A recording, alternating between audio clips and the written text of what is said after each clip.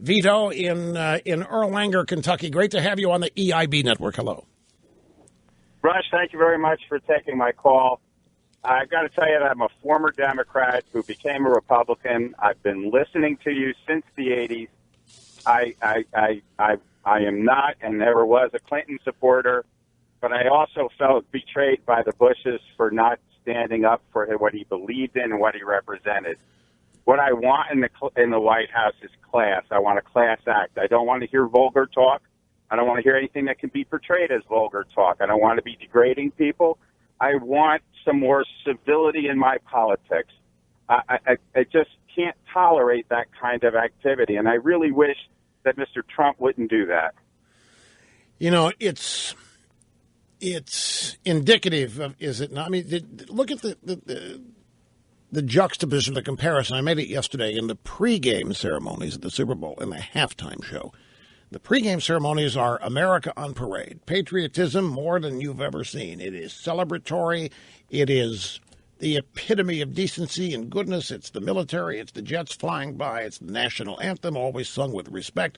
You get to the halftime show, and it's epitomizing the cultural rot and decay. Do you know what I found out about the halftime show today? I've got it in the stack here very briefly. Apparently, the 12-minute set performed by Coldplay and Chris Martin was a secret tribute to LGBT behavior and love. That it was that you had to be in that community to get the tribute. Otherwise, you wouldn't know what was going on. And Beyonce comes out with her Black Panther celebratory tune and so forth. And wherever you look, Vito, it seems like the culture is rotting away. And I'm sure you've always looked at politics, certainly the Oval Office and the White House, that would remain unaffected by any of it. And you now see even that being affected. It's got you concerned, right? Very much so. So who do you have anybody out there in this campaign you like that you think will resist this movement, this temptation, what have you?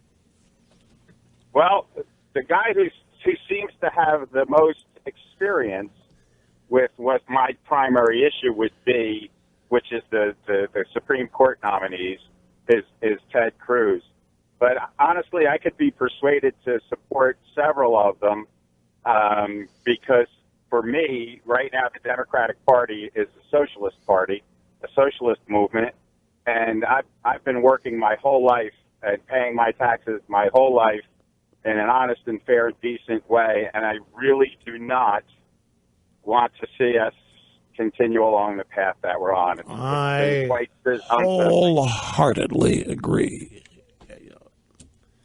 This cultural rot, would you say that it's localized and concentrated in the pop culture?